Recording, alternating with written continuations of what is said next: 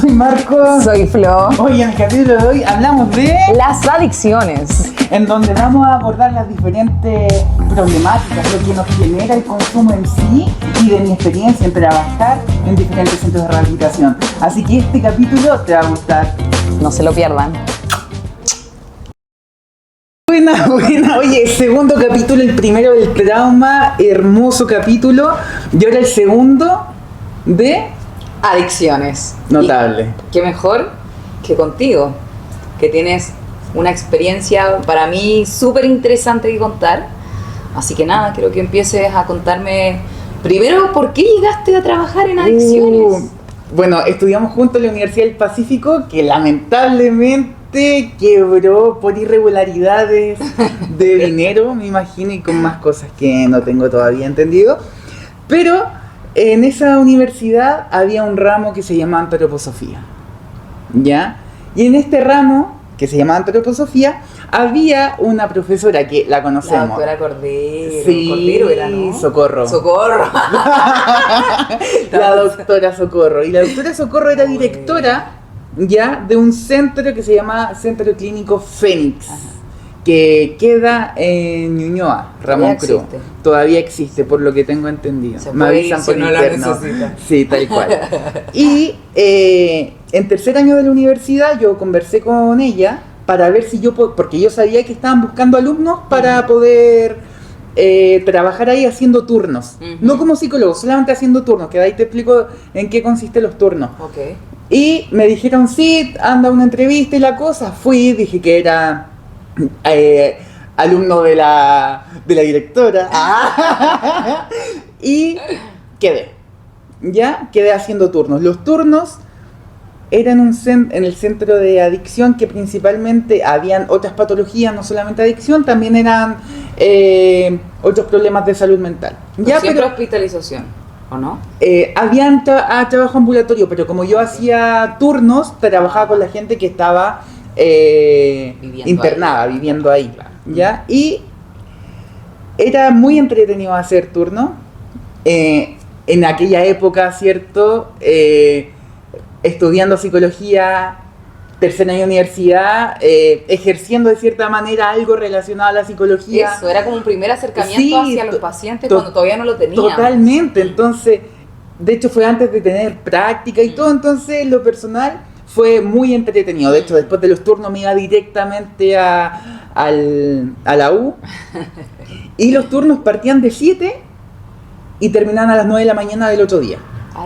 Ya, 7 de la tarde a 9 de la mañana del otro día.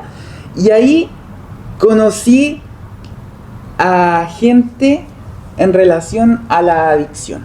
¿Ya? Las diferentes personalidades. O sea, que un cocainómano va a tener una cierta tendencia a actuar, una persona que es alcohólica otra tendencia, una persona que consume marihuana otra tendencia, ¿ya? Estas diferentes drogas.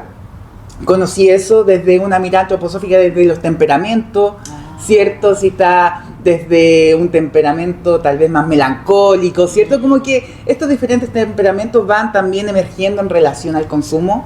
Oye, pero, ¿cierto? Perdona. ¿Qué es eso de la antroposofía, de los temperamentos? Yo no sé si nos puedes contar un poquito.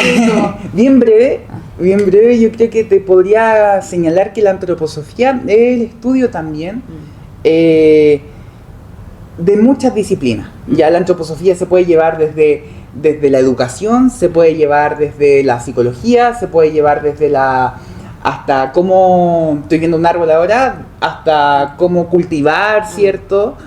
Pero de lo que te puedo hablar es desde la psicología. Y la mirada antroposófica en relación a la psicología es que ve al ser humano con diferentes cuerpos, ¿cierto? Un cuerpo etérico, ¿cierto? Un cuerpo emocional, un cuerpo físico, que es la trinidad.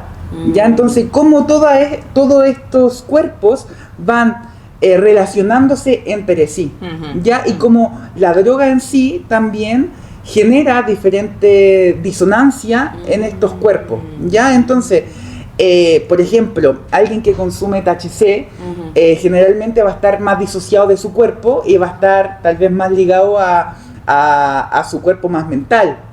Mira. ¿Cachai?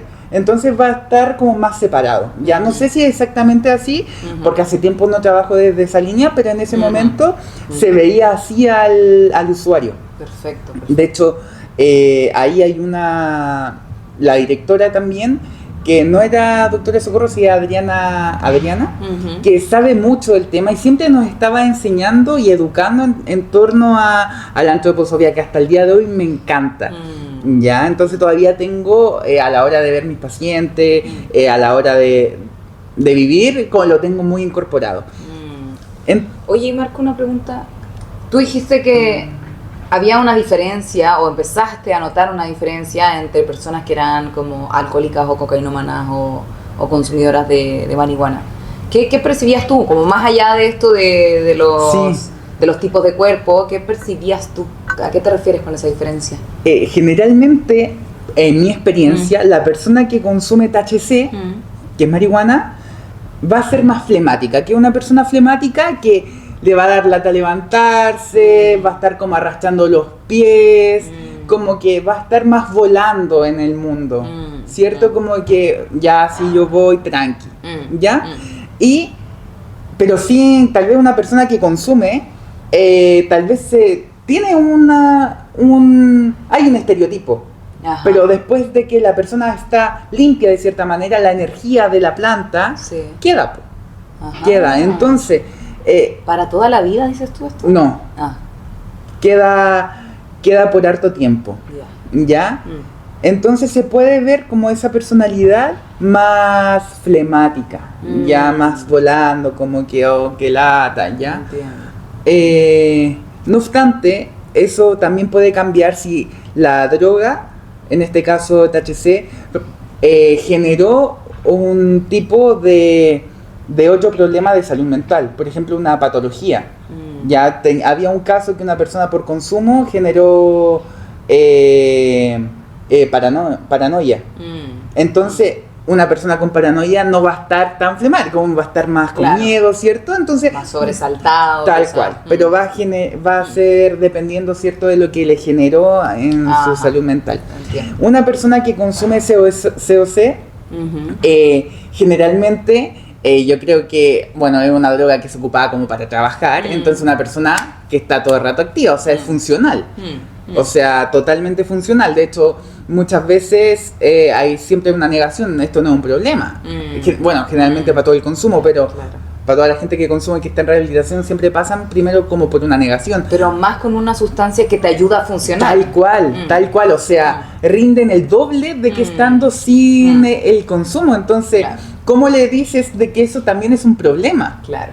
Y ahí está la dificultad, o sea, si tienen hijos, te los crían, juegan con ellos tal vez, van al trabajo, llegan con entonces todo eso con el consumo, que tal vez sin el consumo no lo hacen, ¿ya? Sí. Entonces ahí uno, y la persona que consume OH, alcohol generalmente va a ser una persona tal vez al tiro con el pecho inflado, ¿cierto? Como que tal vez mirando como desde abajo, ¿cierto? Como de arriba hacia abajo, y con una personalidad tal vez más prepotente, como que se la sabe toda, ¿cierto? Como... Y era increíble porque yo te lo puedo conversar acá y todos tenemos tal vez... nosotros pensamos en el estereotipo de tal sustancia y ya no la imaginamos. Sí. Y es increíble como cuando tú convives con personas que consumen, se ve ese estereotipo, se ve pero radicalmente. Entonces ahí el trabajo, bueno, ahí el trabajo como psicólogo, eventualmente ahí te lo puedo comentar con qué hacía, pero ahí como hacía turno, yo no era psicólogo, yo solamente tenía que trabajar en seguir rutinas. En seguir rutinas, porque pasa algo muy importante, que cuando una persona consume dentro de esta visión antroposófica, los cuerpos no están en sintonía. Ya el cuerpo emocional no está contigo, el cuerpo no está contigo, tú estás fuera de tu cuerpo. El cuerpo etéreo que te da como la energía vital tampoco está. Entonces la estructura te ayuda a ordenarte y a encontrar sintonía. Ya eso es muy verdad, de que empieza a ordenar.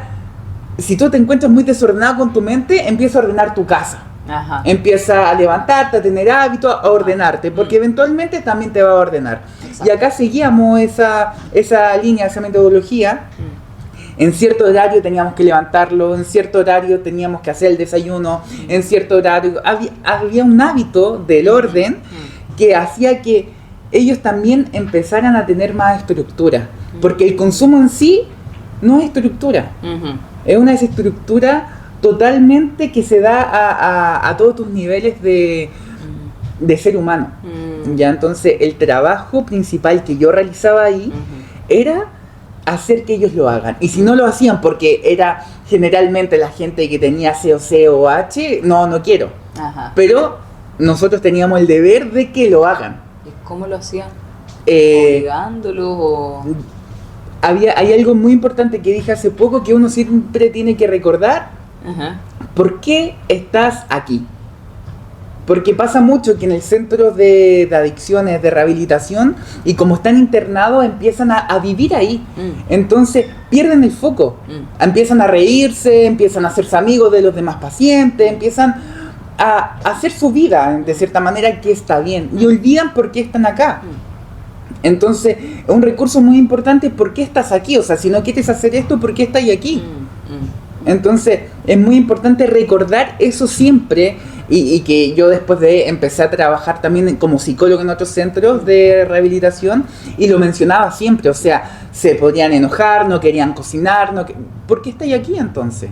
¿Por qué es voluntario, cierto?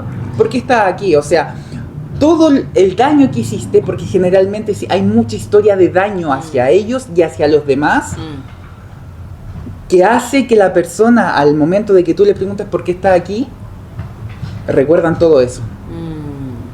Entonces es fundamental eso para que lo hagan. Bueno, obvio que hay casos que te digan, no quiero hacerlo y no lo hacen, y después se trabajará en terapia, o yo lo informaré en ese momento cuando trabajaba, como no era psicólogo, estaba estudiando, lo informaba y ellos trabajaban con esa persona.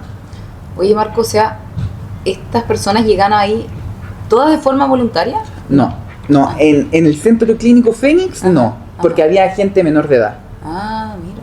Ya había gente menor de edad que iba obligada de cierta manera, y se tenía que hacer de cierta manera que ellos entendieran de que era lo mejor para ellos. ¿Ya? En todos los demás centros que trabajé, que uno en Buin, otro en San Francisco Mostazal, todos eran voluntarios. Todos eran voluntarios.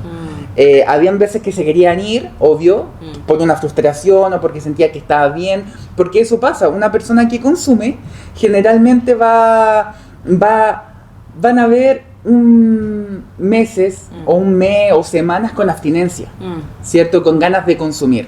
Pero va a pasar esos síntomas, que puede ser vómitos, temblores, y se va a sentir mejor. Se va a sentir más lúcido, va a sentir que ya está bien después de un mes o 2 meses, y con ese tiempo es muy poco probable que una persona se rehabilite, y generalmente está la crisis como de los 3 meses de que se quieren ir porque ya está todo solucionado, y tal cual como hablamos en el capítulo anterior, hablamos del trauma. Hay trauma asociado, entonces claro, se sienten súper bien, pero pucha, ¿qué te hizo consumir? ¿Qué te hizo querer transformarte en lo que te brindaba el consumo? Y ese es el trabajo más difícil. Al principio, claro, que es dejar de consumir. Generalmente en los primeros meses, cuando yo trabajaba en Buin, en San Francisco Mostazal, no trabajamos al tiro el tema en sí. Indagábamos principalmente qué provocó tu consumo, por qué estás aquí, a quién le hiciste daño, a quién no. Yo como profesional me puedo dar cuenta de que hubo un tema en tal punto, pero yo no lo voy a tocar porque es el principio, ¿cierto? Entonces hay que esperar también que se desintoxiquen, que el tema de abstinencia también se acabe, ¿ya? Porque, y esto es importante, muy importante, es que tal cual como nosotros hablaste tú, que tú trabajabas el tema del movimiento ocular, ¿cierto? Y aprovechándote de cierta manera de de la biología del ser humano para llegar a un fin, es el consumo también, la abstinencia es biología. La ganas de consumir es netamente corporal. Yo sudo, necesito, quiero. Me puedo escapar, le puedo pegar a alguien, puedo robar, puedo hacer daño para llegar al consumo. ¿Ya? Y después de un año, imaginemos que esa persona se rehabilita, hay muchas y altas probabilidades de que lleguen de nuevo ganas de consumir. Porque es corporal. Y eso se llama generalmente un craving, que es un deseo incontrolable del consumo. Puede haber pasado 2 años sin consumo, limpio, pero de repente un olor, de repente una imagen, como hablamos en el episodio anterior, y llega. Y eso puede generar un craving, un deseo incontrolable de consumo, y que lo que va a hacer la diferencia de que esas ganas de consumir de una persona que lleva 2 años limpia, una persona que está en consumo, es que esta persona tiene herramientas para poder salir de ese deseo. ¿Y cómo se trabaja como más allá de eso? No sé si tú trabajaste como psicólogo ahí después de haber estado en estos turnos, o tuviste la oportunidad de ver cómo se trabajaba terapéuticamente con estas personas en esto de prepararlos o de darles recursos, digamos, fuera de cuando ya se había terminado la abstinencia, cuando ya estaba esta persona como despejada de consumo, ¿qué era lo que se podía hacer? Sí. Te voy a hablar desde mi experiencia, porque después, como te decía, trabajé en otros 2 centros y yo era psicóloga ahí. Era identificar el porqué. El por qué elegiste primero que todo tal sustancia. Porque la puerta de entrada que se dice mucho, el THC, y después vienen otras, pero ¿por qué no te quedaste ahí? ¿Por qué elegiste esta? ¿Por qué elegiste COC? Entonces, empezamos a hablar con los pacientes y toda la historia de los pacientes es que con esto yo me siento así. Me siento empoderado. Por ejemplo, con el COC era empoderado. Siento que puedo hacer todo. No tengo miedo. Con el THC me olvido de los problemas. No hay nada que me aqueje. Descanso. Con el OH se transforma en una persona, no tengo vergüenza. Soy entretenido. Soy el alma de la fiesta. Claro. Hago amigos. Tal cual, entonces menciono estas 3 porque son como las que más se ven. También se ven otras, pero estas son como las que más se ven. Entonces, al consumir, mantienen el consumo, primero, porque corporalmente genera mucha dopamina. O sea, imagínate que un abrazo te va a generar cierta cantidad de dopamina, pero el consumo te va a generar 500 veces más.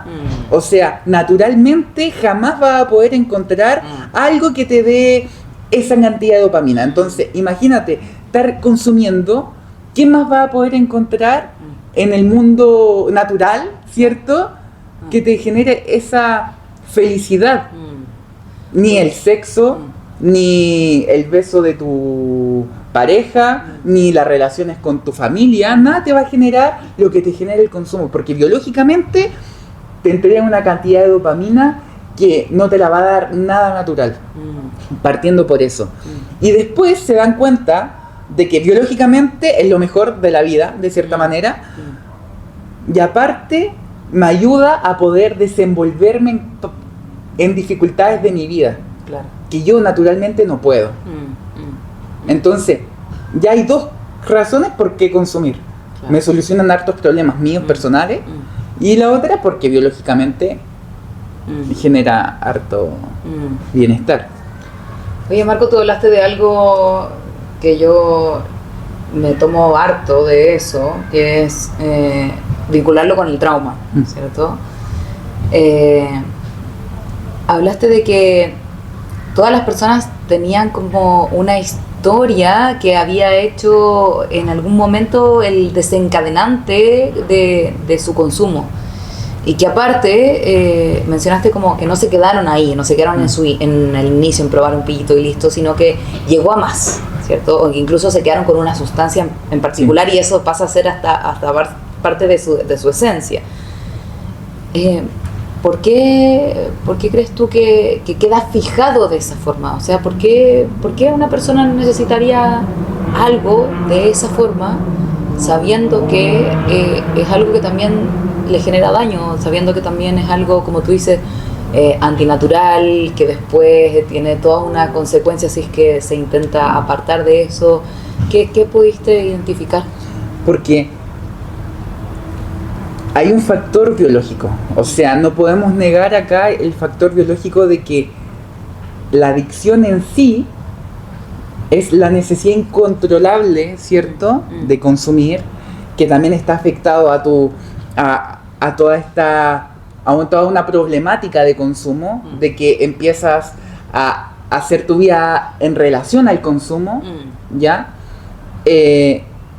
Por todas estas ganas, deseos de, ¿ya? Entonces, yo sé que me hace mal, pero aún lo hago porque hay algo que va más allá de mí y de mi control, porque me lo está pidiendo mi cuerpo.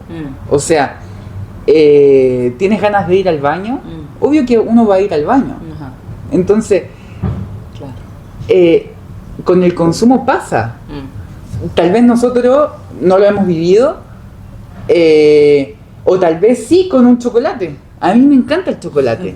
Yo puedo tener un chocolate y claro, no tengo una adicción y puedo decir no, pero igual mi mente está diciendo ya, date el gustito, ¿cierto? Entonces,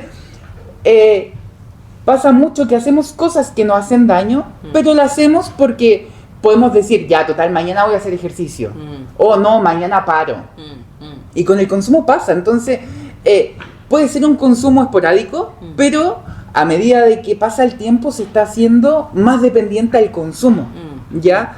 Y claro, también tiene mucho que ver con tu estilo de vida. Si tú necesitas actuar y tú en verdad no puedes, y el COC te está dando eso, fácil, porque tú consumes y fácil te va a llevar a la acción. En cuestión de segundos. Cuestión de segundos. Entonces, un trabajo terapéutico te puede durar ya 6 meses. Pero 6 meses para el efecto tal vez que te entrega la energía del COC. Entonces, también pasa eso. Mi vida me está pidiendo a que yo haga esto y yo no puedo. Y pucha, fui a una fiesta, me dieron de probar esto y me sentí como otra persona y sé que esto me va a ayudar para hacer esto. Tengo muchos problemas, estoy con mucha angustia y sé que el THC me va a ayudar a calmar todo esto, que con una psicoterapia se va a demorar mucho. Entonces, claro, desde al principio siempre hay un algo que podría ser mi estilo de vida, me está pidiendo a que yo sea tal cosa y porque tengo hartas dificultades conmigo mismo, el consumo me las va a arreglar de cierta manera, y está este deseo y porque genera mucho placer, entonces por eso llegan a esto a pesar de que le hace daño. Y estando en residencia también dicen mucho, como me acuerdo mucho de un usuario que decía, a mí me gusta mucho, sé que me hace mal, dejé la embarrada en mi familia, robé, pegué, peleé, hice cosas atroces y me gusta, ¿cachai? Pero no quiero hacerlo. Entonces también tiene que ver con esa voluntad de uno de aceptar, me gusta, perfecto, pero no quiero más por todo el daño que he hecho. Entonces es muy distinto estar luchando con lo corporal, el deseo de,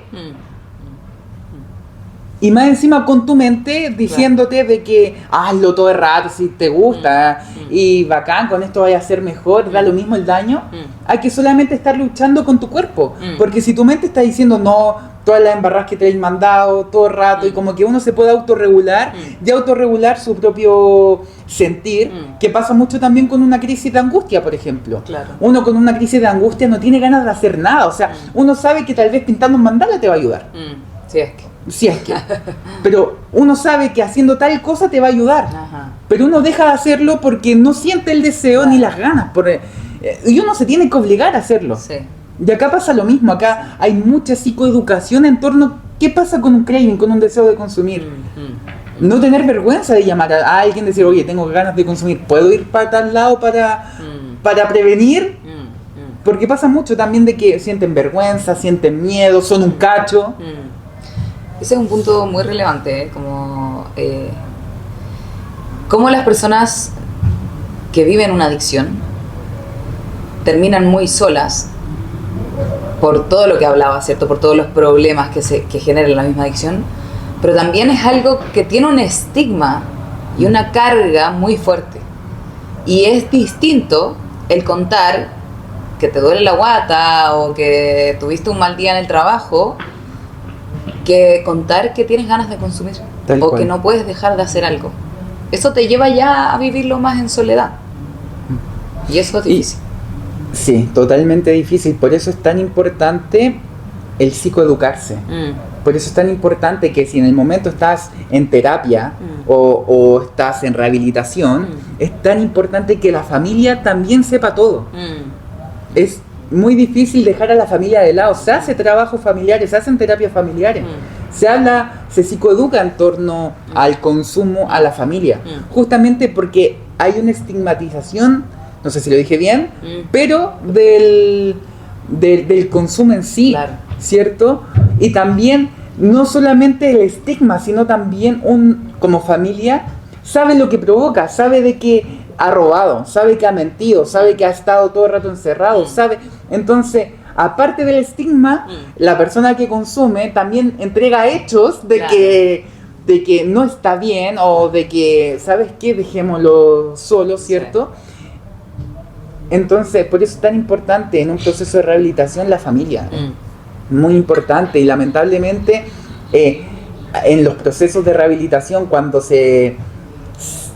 a un usuario se le da autorización para salir, se tiene que estar con toda la familia en un momento solo, porque es tan fino de ir caminando, sentir un olor y ya lo perdimos, porque generalmente el que consume sabe cómo hacerlo, sabe qué hacer y lo ha hecho todo el tiempo tal vez.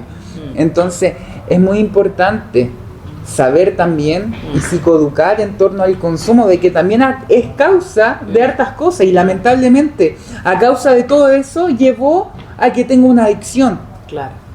¿Cierto? Y llevó que un tema de adicción también es biológico, y se va a tener que hacer cargo tal vez harto tiempo de su vida de craving, de ganas de consumir, ¿cachai? Y que de cierta manera va a tener que vivir con eso, o tal vez no, pero es muy probable de que si se rehabilite va a tener que vivir con eso.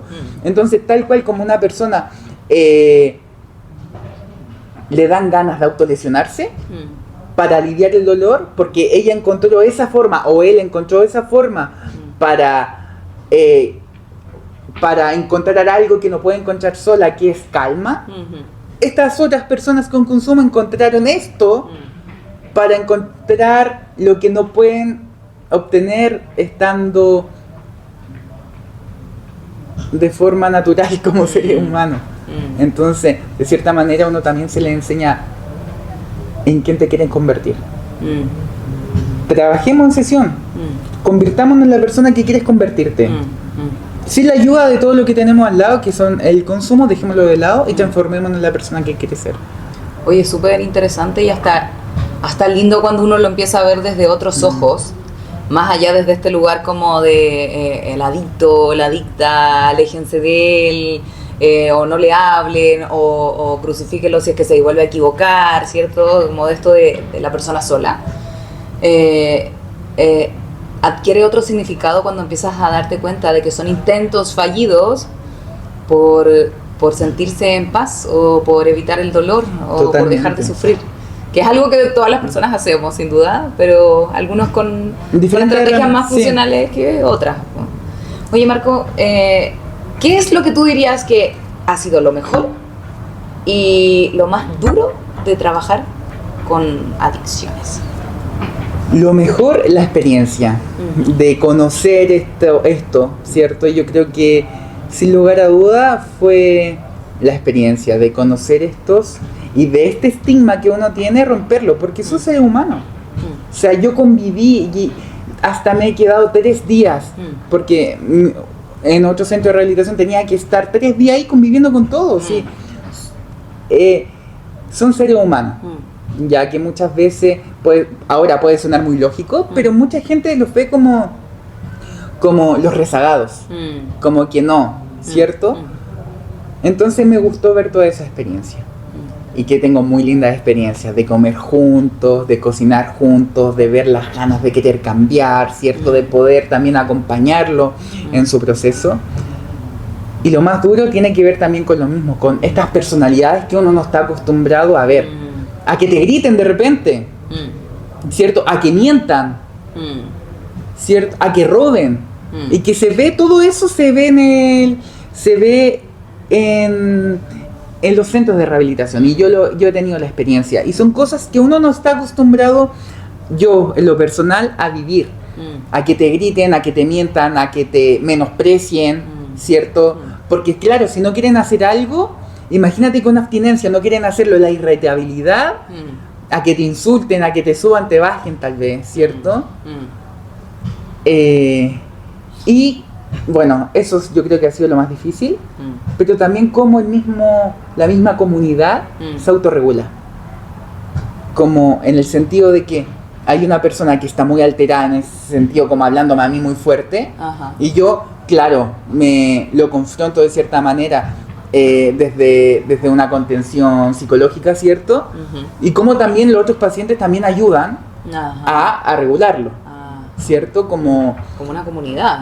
Totalmente, si se hace una comunidad dentro del trabajo.